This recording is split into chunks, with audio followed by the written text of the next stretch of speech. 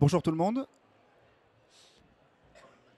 Alors, je m'appelle Pierre Espel, je suis chef de marché ITE chez Knauf France. Et aujourd'hui, on va vous parler d'isolation thermique sur les façades par l'extérieur, sur les supports compliqués et les environnements contraints. Alors, je suis accompagné de Monsieur Luello, directeur opérationnel. Alors, il y a une petite mise à jour à faire sur la slide, mais c'est bien directeur opérationnel chez GTM Bâtiment, ainsi que Monsieur Fabien Colledani, directeur études et projets chez Savard, Eiffage Savard. Alors, on a décidé de vous parler très rapidement des enjeux de la rénovation énergétique, enjeux qui maintenant sont assez connus. Des enjeux environnementaux, tout d'abord, avec la contribution à la lutte contre le changement climatique, la préservation des ressources et la réduction de l'empreinte carbone des bâtiments. Des enjeux également économiques, avec la réduction des factures énergétiques, la création d'emplois dans le secteur du bâtiment, ainsi que l'accès aux aides, type MaPrimeRénov', pour ne citer qu'elle. Également des enjeux sociaux pour l'amélioration du cadre de vie des occupants des bâtis. Également la réduction de la précarité énergétique. Et enfin, la sensibilisation et l'éducation à l'efficacité énergétique. Et enfin, quatrième volet, des enjeux d'architecture, l'intégration esthétique et fonctionnelle des solutions énergétiques sur le bâti, l'utilisation de matériaux durables et adapter le système ITE d'isolation thermique par l'extérieur qui est utilisé pour la rénovation du bâti existant. Donc voilà, si on peut résumer, alors ce ne sont bien sûr pas les seuls, mais si on peut résumer, ce sont les 4 gros enjeux de la rénovation énergétique en 2025 et après. La façade, pièce maîtresse de la rénovation énergétique. Alors c'est le focus qu'on a choisi de faire aujourd'hui, parmi tout ce qu'on peut rénover énergétiquement sur un bâtiment. La façade reste une des pièces maîtresses. Alors on a mis quelques photos.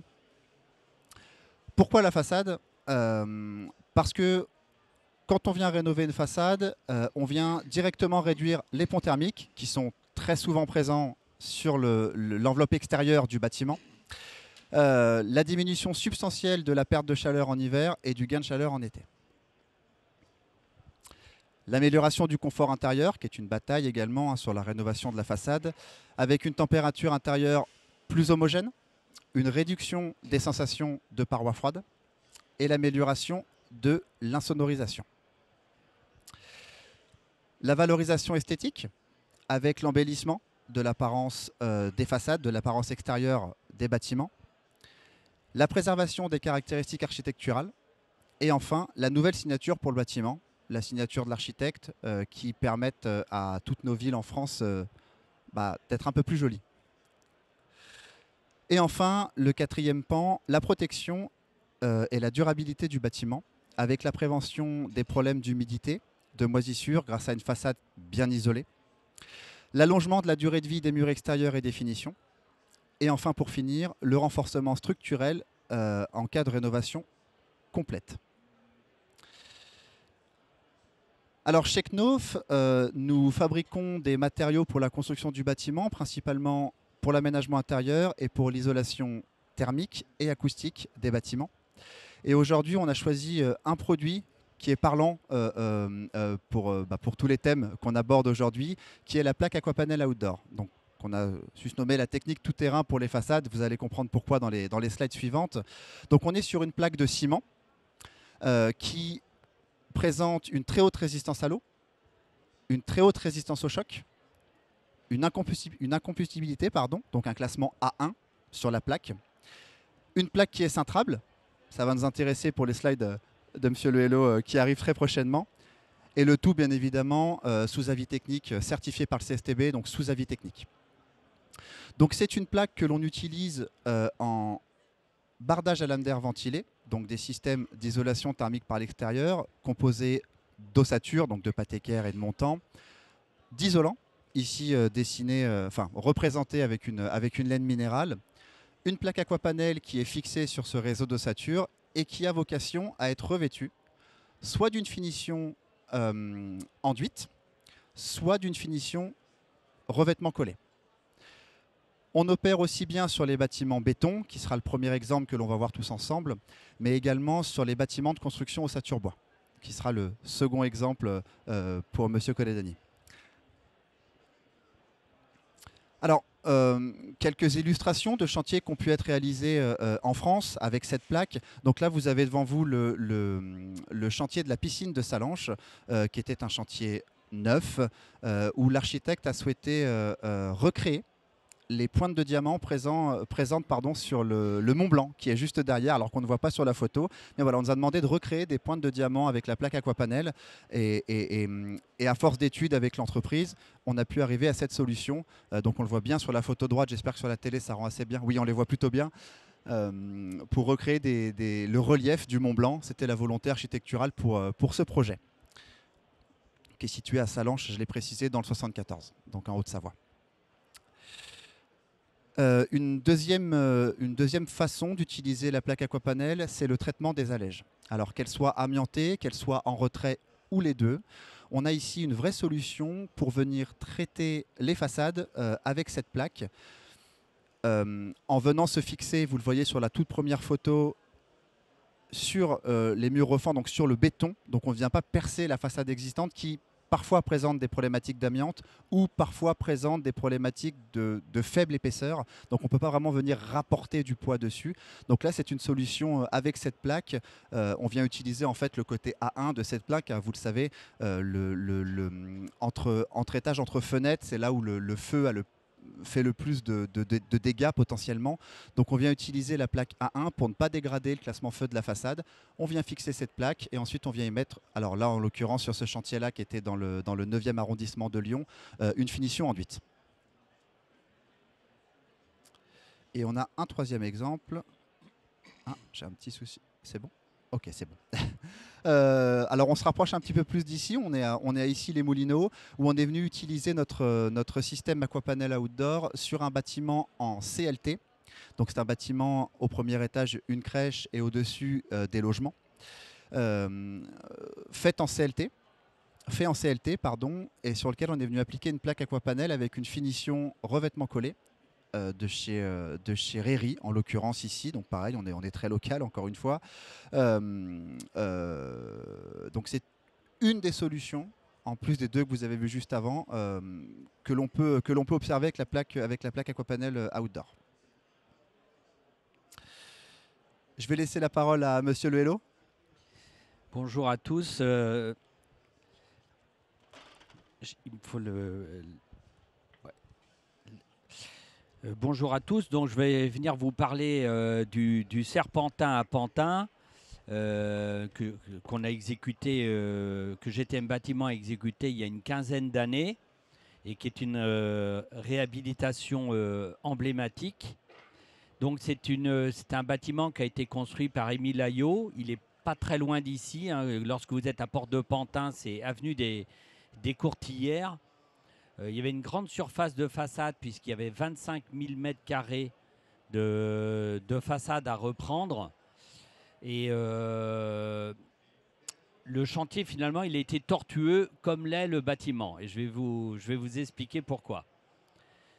Donc, en fait, nous, on avait une réhabilitation complète de ce bâtiment à faire qui comprenait environ 635 logements. Il était prévu de détruire 5-6 cages d'escalier. Et en fait, très vite, il y a eu un recours contre le projet de façade d'architecte de la Sorbonne qui estimait qu'on allait dénaturer la façade parce que le revêtement qui était prévu au départ, c'était un revêtement de chez Terreal. Et ils estimaient que ça dénaturait le projet. Donc, il y a eu un arrêt de chantier sur la partie façade. Et il a fallu, il y a une commission interministérielle de nommer, et il a fallu que la maîtrise d'œuvre, l'architecte c'était RVA avec le bureau d'études Arcoba, il a fallu qu'il propose un nouveau projet de façade qui soit accepté par cette commission interministérielle. Là, les façades que vous voyez, c'était déjà plus tout à fait les façades d'origine, puisque les fenêtres avaient été changées et qu'ils avaient rapporté un enduit main sur isolant qui était amianté. Donc ça, c'est pour rajouter un peu à à la complexité. Et en fait, voilà, on est arrivé à une solution de bardage rapporté parce qu'en fait, finalement, le nouveau projet de façade, je vais avancer, après je ferai un petit retour en arrière. Le nouveau projet de façade, ça a été de poser des émaux de verre parce que le maire de Pantin estimait qu'il voulait une façade pérenne et il ne voulait pas une façade en enduit. Donc il estimait que quand il y a eu le recours contre la façade antéréale, il était entre guillemets perdant. Donc ça a été une façade en bardage rapporté. Donc nous, on a dû se rapprocher d'industriels et notamment de Knauf avec qui on a travaillé en partenariat. Parce qu'à l'époque, en France, ce n'était pas couvert par un avis technique. Et on a déposé un ATEX. C'est donc GTM Bâtiment qui a apporté le dépôt de cet ATEX. Et la complexité, bah oui, donc il fallait prouver que nous, on pouvait poser un bardage rapporté. Et en plus qu'on pouvait y apporter des revêtements collés. Donc au niveau du CSTB, on vous indique des délais, mais c'est souvent 2 ou 3 fois plus long que ce qui est indiqué, parce que là on avait affaire à 2 groupes spécialisés, le groupe spécialisé bardage rapporté et le groupe spécialisé revêtement collé. Et on a dû lever un grand nombre d'obstacles, puisque pour répondre au projet architectural, l'agence RVA ne voulait pas voir de baguettes, par exemple, de couvertines de recoupement coupe-feu. À l'époque, il n'y avait pas des produits feu qui existent aujourd'hui. Et donc, on a dû faire, entre guillemets, avaler aux pompiers. On a conçu une couvertine pompier, ce qu'on a appelé une couvertine pompier. C'est-à-dire que là, vous le voyez, sur toute la hauteur, il n'y a aucun recoupement. Et les pompiers, en fait, peuvent intervenir en terrasse. Et en terrasse, il y a une sorte d'entonnoir qui fait que sans démonter la couvertine, s'il met de la lance, ça inonde la lame d'air.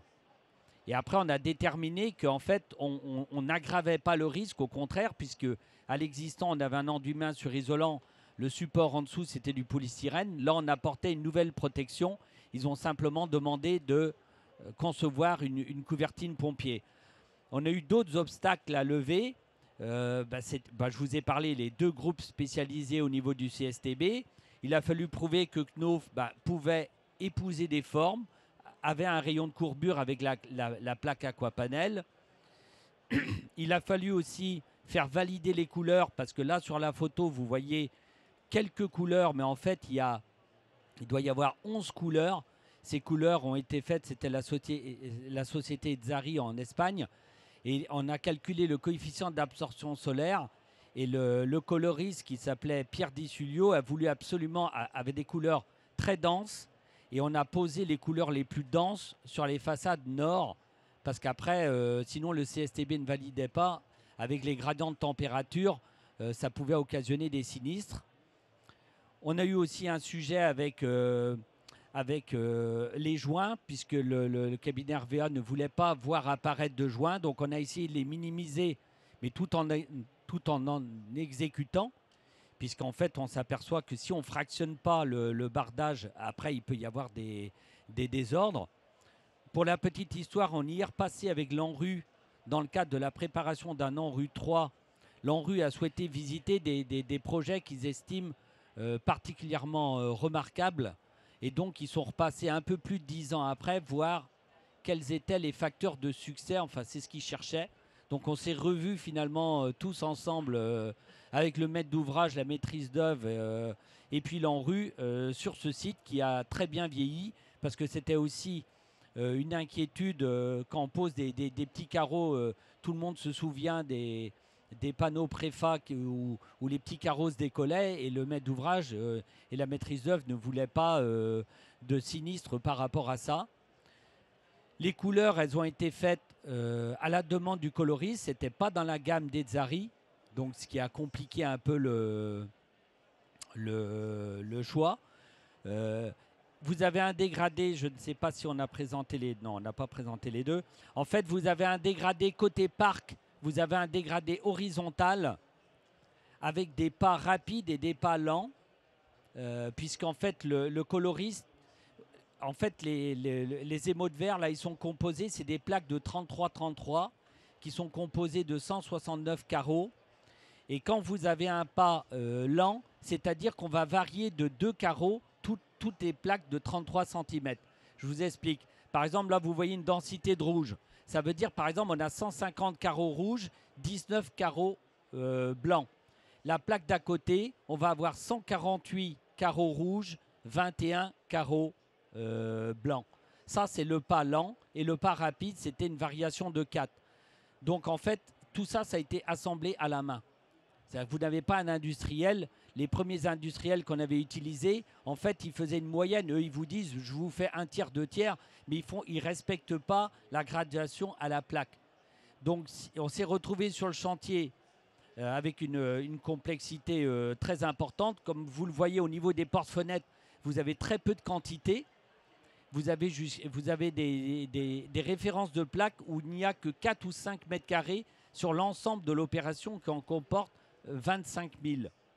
Donc au global de ce chantier, il y a une grosse part aussi de logistique puisqu'on avait jusqu'à 1800 compositions de plaques, références de plaques différentes. Que vous dire d'autre? Bien sûr, la façade était amiantée, donc il a fallu percer à la scie cloche, récupérer les fibres à la source pour pouvoir aller chercher le support pour pouvoir isoler.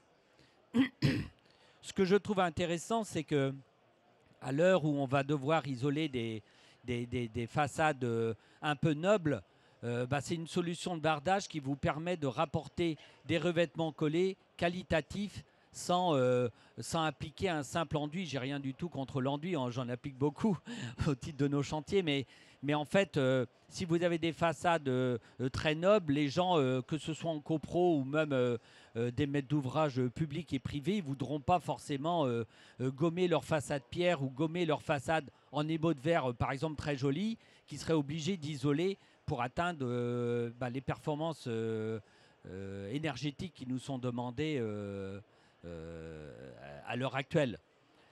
Je remonte, ça c'était en cours d'exécution, donc on voit bien que les plaques Aquapanel épousent bien le support. On a même finalement redressé le support parce que finalement, quand on regardait les cages d'escalier, le parement existant était simplement du parpaing enduit et il n'était pas très régulier.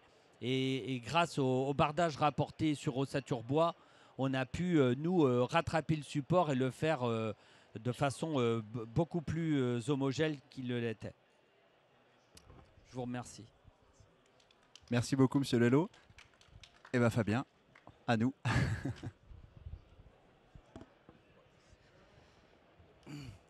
Bonjour à tous. Donc Fabien Coedani, je suis directeur des études et projets chez Savart. Donc Savart a intégré le groupe Eiffage en 2018.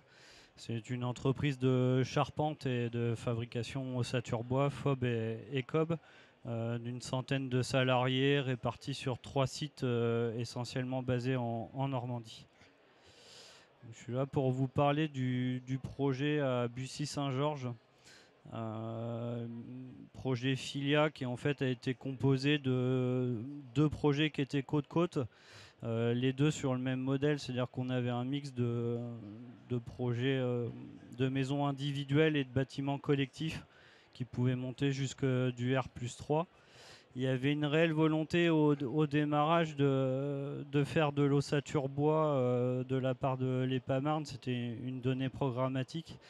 Et du côté des architectes, il y avait une réelle volonté aussi de ne pas tomber dans la maison bois, bardage bois. Donc il y avait un mix de façades bois, mais aussi de façades plus minérales via de l'enduit et de la briquette collée. Donc nous, le projet de départ a été vraiment de poser le support directement en atelier. Donc toute la pose de l'Aquapanel a été faite hors site. On a réussi à monter jusqu'à 90 à 95% de la pose des plaques directement en atelier. Seuls quelques raccords été fait sur chantier. Une des données de cette fabrication hors site a été de pousser les études assez loin pour se prémunir de tous les points singuliers qu'on peut rencontrer dans la construction en général et aussi dans la construction ossature bois. Donc bien sûr, on a environné tous les passages, menuiserie, portes et autres. Et détail bas de toit, on a vraiment essayé de traiter l'ensemble des points où on pouvait se retrouver avec des enjeux. Donc on voit là sur le schéma, en fait on a quelques zones, c'était les bandes ciblées en rouge où on se laissait à poser en chantier, notamment on avait besoin d'avoir accès à la structure bois pour pouvoir assurer de façon convenable l'étanchéité. Donc là on revoit, la plupart du temps ça a été des points singuliers, c'était notamment jonction entre les maisons et aux angles des bâtiments. Donc voilà le résultat qu'on pouvait obtenir sur les maisons individuelles. Pour nous, ça a été un vrai plus de poser en atelier. On avait aussi des contraintes de temps de chantier qu'on a souhaité en commun tous réduire au maximum. En ordre d'idée, on était sur un rythme de 2 maisons par semaine en clos couvert, prêtes à venir en dur. Donc là, on retrouve les autres schémas des maisons qu'on pouvait retrouver. Et là, on voit ce que ça pouvait donner sur les parties mix bois et sur les collectifs. Alors, les collectifs étaient en structure bois-béton, poteau-poutre. Et les façades c'était de la FOB. Donc sur le chantier, on a pu aussi expérimenter le produit sur du mur porteur et sur du mur non porteur. Voilà.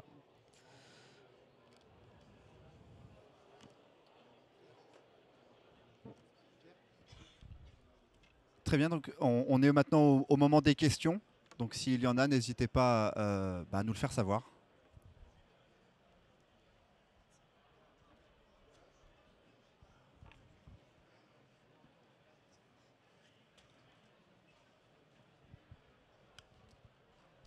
Oui.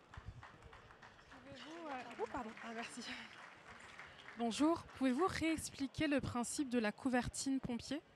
Alors, c'est une question pour Monsieur Le Hello. Madame demande si on peut réexpliquer le principe de la couvertine pompier. La couvertine pompier, en fait, c'était les pompiers, comme on n'a pas fait de recoupement de la lame d'air, eux, ils ont dit, mais nous, si on a un incendie, il faut qu'on puisse éteindre le feu, il faut qu'on puisse atteindre le feu.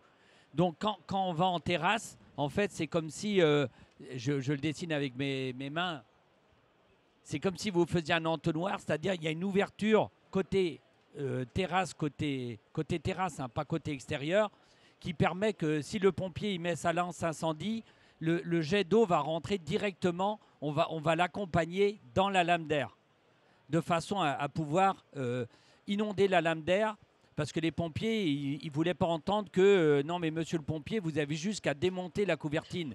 Les pompiers, quand ils arrivent, ils sont là pour éteindre le feu, pas pour comprendre comment c'est monté et puis commencer à démonter des choses. Donc c'est ça qu'ils ont demandé. Ils ont demandé une ouverture de façon à ce que, avec un jet, comme si vous-même, avec le jet de votre jardin, vous puissiez que le jet d'eau rentre directement dans la lame d'air.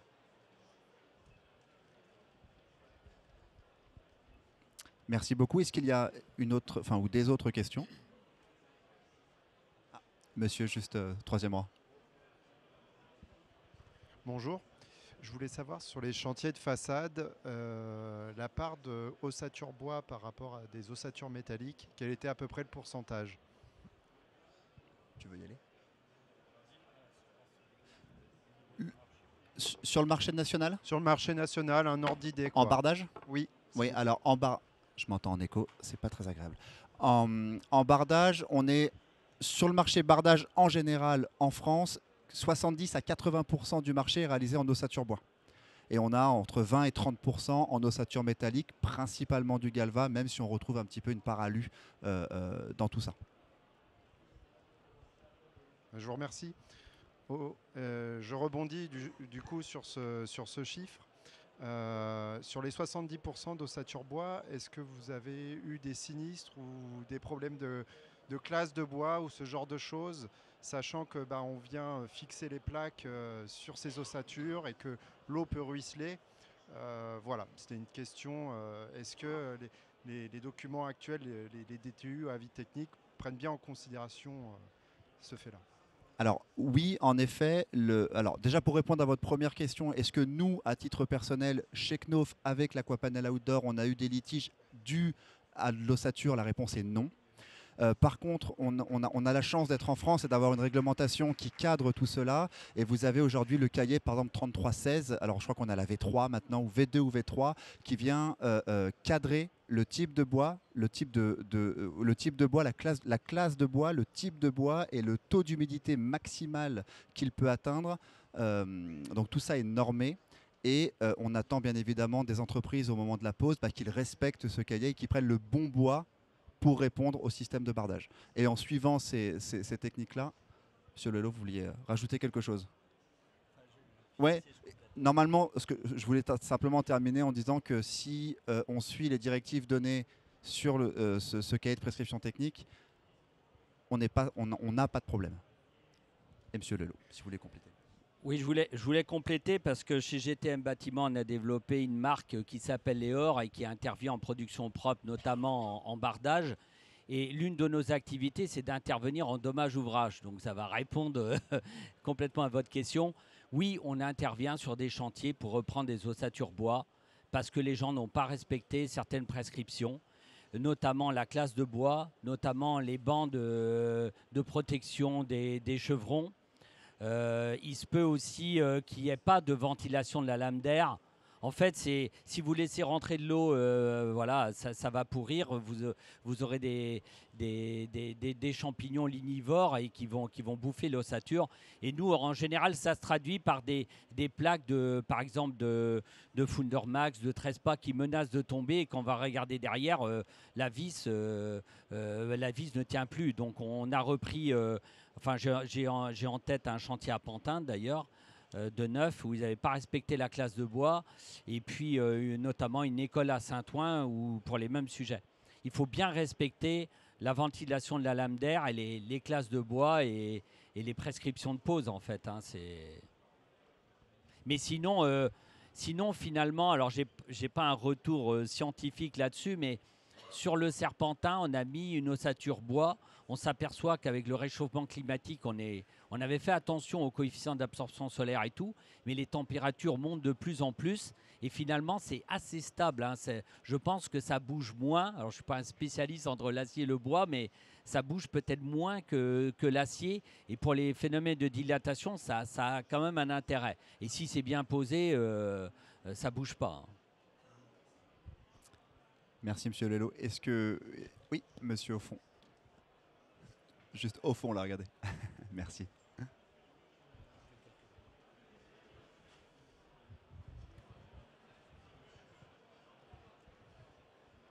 Merci pour la présentation. J'ai une question par rapport au projet Fila de Bussy de tout à l'heure, où il y a eu 90%, si j'ai bien entendu, de hors-site, parce qu'il y a eu des questions sur les délais qui étaient un peu contraints. Mais il n'y a pas eu du coup un rallongement du temps passé en atelier pour tout ce qui est conception et ingénierie et tout?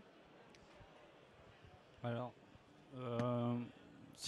forcément, on a investi du temps en amont au niveau des études. Mais ça, c'est aussi une philosophie.